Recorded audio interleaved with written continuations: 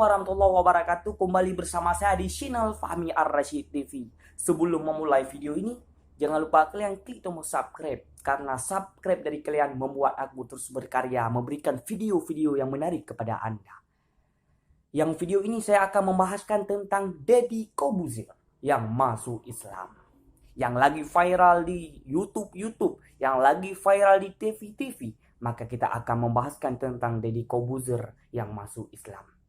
Islam itu keren. Islam itu penuh dengan namanya hikmah-hikmah apapun.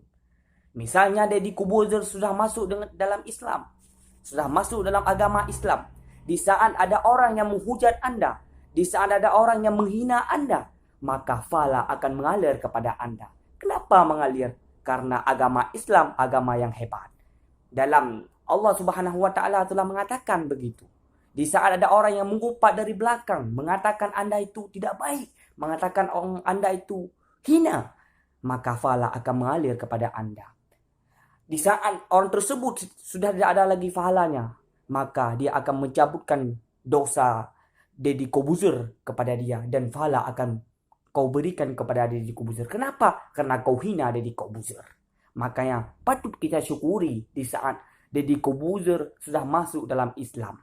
Islam itu sangat hikmah. Ad-dinun nasihah. Agama Islam itu adalah agama yang saling menasihat dan menasihati. Bukan saling untuk menghina, bukan saling untuk mencerca satu sama lain daripada golongan-golongan kita. Alhamdulillah Deddy Corbuzier sudah masuk dalam Islam. Semoga Deddy Corbuzier mendapatkan hidayah dan mendapatkan ridha Allah Subhanahu wa Ta'ala. Semoga beliau dimasukkan dalam syurga Allah Subhanahu wa Ta'ala. Banyak artis yang mengatakan alhamdulillah di komentar artis mengatakan alhamdulillah Deddy Corbuzier sudah masuk Islam. Itu adalah mendapatkan hidayah daripada Allah Subhanahu wa Ta'ala.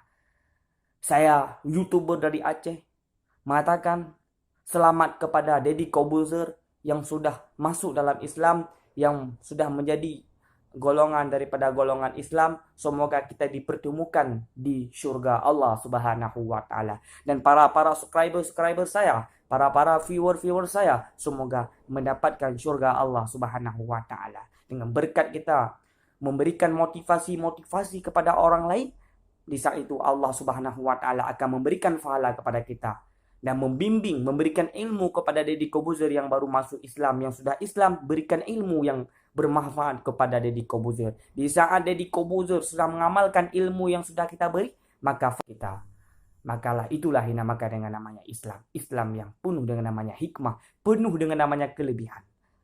Sekali lagi saya ucapkan kepada Deddy Corbuzier yang masuk Islam. Jadi kita akan menyimak video waktu syahadat Deddy Corbuzier. Bagaimana video kelanjutan?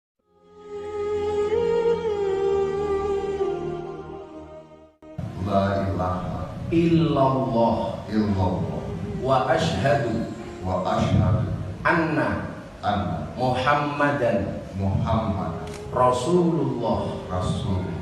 Saya bersaksi dengan sebenar-benarnya bahwa tidak ada Tuhan kecuali Allah, dan saya bersaksi sebenar-benarnya bahwa Muhammad adalah utusan Allah. Alhamdulillah. Alhamdulillah.